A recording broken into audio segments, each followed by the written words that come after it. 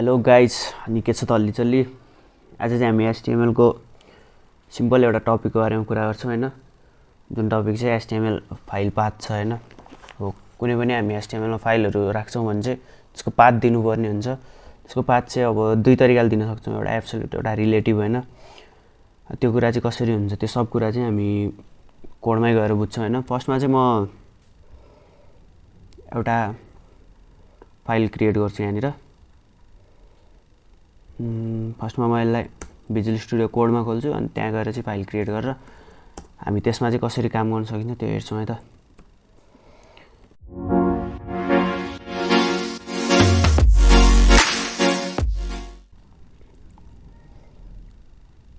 मैले visual studio code open गरिसकेँ हैन।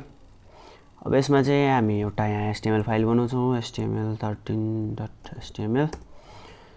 अनि आजको टपिक चाहिँ रहेको छ, टाइटल त चेन्ज गर्नु पर्यो, एचटीएमएल फाइल पाथ। र एचटीएमएल फाइल पाथ चाहिँ मैले जुन भनेको छु कि रिलेटिभ र एउटा एब्सोल्युट हुन्छ भनेर दुईटा हुन्छ हैन। फर्स्टमा म यसको टेक्स्ट बढाइदिन्छु र अब हामी बुझ्छौँ फाइल पाथ कसरी युज गर्छौँ त्यसको बारेमा हैन त। फर्स्टमा छ हामीसँग एब्सोल्युट पाथ। एब्सोल्युट पाथ भनेको चाहिँ यदि तपाईँ पनि कुनै पनि फाइलको पाथ राख्नुहुन्छ भने चाहिँ त्यो सी भित्र छ कि डी भित्र छ कि त्यो भित्रको कुरा या लिङ्कबाट तानिराख्नु भएको छ भने चाहिँ त्यो https www.google.com बाट यो फोटोको या यो फाइलको पाथ हुन त्यो अनुसारले चाहिँ राख्नुहुन्छ है त। र यसको लागि चाहिँ फर्स्टमा म एउटा लिङ्क नै क्रिएट गरिदिन्छु हैन। अनि लिङ्कमा हामी राख्छौँ यहाँनिर गुगल भनेर। अनि म यो पाथ चाहिँ कहाँबाट ल्याउँछु भन्दाखेरि चाहिँ यहाँबाट google.com हानेर यसको जुन पाथ हुन्छ यो पाथलाई चाहिँ म href भित्र हालिदिन्छु। यो चाहिँ भयो हाम्रो एब्सोल्युट पाथ, किनकि यसले https भित्र www.google.com भित्र जाने भनेर यो चाहिँ पुरै फुल्ली त्यसको पुरै पाथ नै देखाएको छ। यो चाहिँ हाम्रो एब्सोल्युट पाथ भयो। र यही कुरामा यदि हामी रिलेटिभ पाथ हेर्थ्यौँ भने चाहिँ रिलेटिभ पाथमा चाहिँ के हुन्थ्यो भन्दाखेरि जस्ट यसमा चाहिँ जस्तै हामीलाई यो फाइलहरु एक्सेस गर्नु पर्यो भने रिलेटिभ पाथ भनेको चाहिँ यही फोल्डरभित्र कुन कुन फाइलहरु छ त्यो फाइलहरुको चाहिँ डाइरेक्टली एक्सेस गर्नु भनेको चाहिँ रिलेटिभ पाथ भयो के त्यसको चाहिँ। जस्तै कि html12.html छ भने html12.html यो गर्नु भनेको चाहिँ हाम्रो रिलेटिभ पाथ हुन्छ त। फर्स्टमा हामी एब्सोल्युट पाथकै बारेमा बुझ्छौँ र यसलाई म लाइभ सर्भर थ्रु लाइभ गएर हेरौँ है त।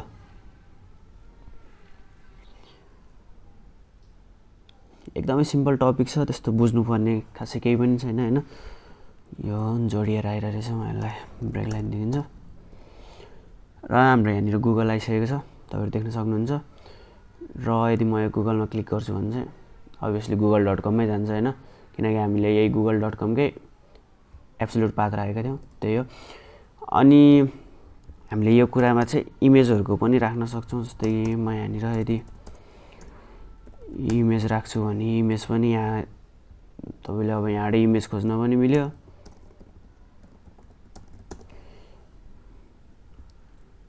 यहाँबाट यदि तपाईले इमेजको चाहिँ एड्रेसलाई चाहिँ कपी गरेर राख्नुहुन्छ भने चाहिँ त्यहाँबाट पनि आउँछ हैन इमेज चाहिँ।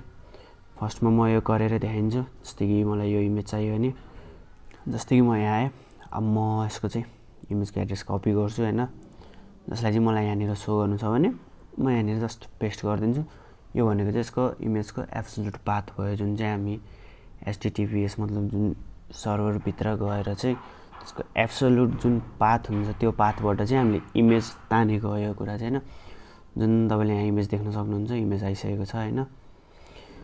र यो त भयो हाम्रो एब्सोल्युट पाथको बारेमा हैन।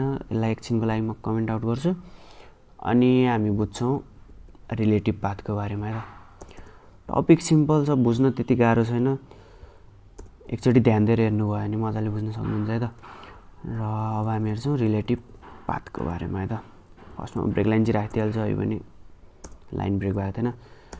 र जस्तो कि मैले अघि भनेको थिएँ HTML12 गरेर म यहाँनिर HTML.html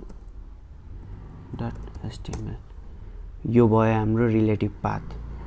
यही कुरामा यदि तपाईँ कुनै अब यहाँ जस्तै कि मैले यहाँ इमेज हाने र इमेजभित्र चाहिँ एउटा नथिङ भन्ने इमेजलाई चाहिँ राख्दिएँ भने अब यो भित्र इमेजभित्रको चाहिँ कसरी एक्सेस गर्न सकिन्छ भन्दाखेरि चाहिँ इमेजमा जस्ट तपाईँले यो हाम्रो रिलेटिभ पाथभित्र नै हो नि त यो कुरा चाहिँ। त्यसमा चाहिँ के गर्नुपर्छ भन्दाखेरि इमेज फर्स्टमा राख्यो स्ल्यास अनि त्यसपछि इमेजभित्र जुन पनि जति पनि कन्टेन्टहरू फाइलहरू हुन्छ नि त्यो कुरा चाहिँ यहाँ देख्न सक्नुहुन्छ। अनि यहाँनिर चाहिँ सिम्पली नथिङ डट पिएनजी यसरी चाहिँ तपाईँ इमेज पनि एक्सेस गर्न सक्नुहुन्छ। र यो कुरा चाहिँ कस्तो देखिन्छ यहाँ देख्न सक्नुहुन्छ तपाईँ होइन। यो हाम्रो इमेज भयो। अनि अर्को भनेको हामीले HTML12 लिङ्क राखेका थियौँ त्यो HTML12 पनि आइसकेको छ। यदि म क्लिक गर्छु भने चाहिँ म पुरानो HTML मा जान सक्छु र यसमा हामीले के काम गरेका थियौँ त्यो चाहिँ यहाँनिर छ होइन।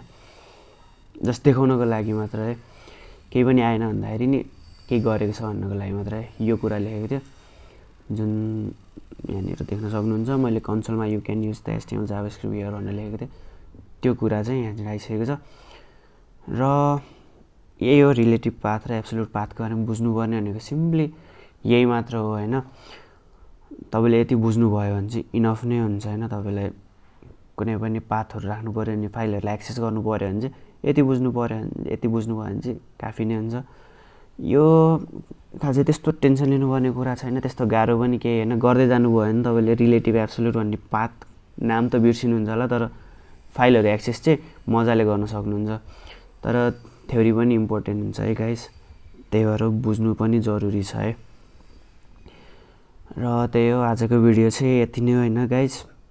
भिडियो मन परेमा लाइक सेयर अनि त्यसपछि सब्सक्राइब त्यो त थाहै होला।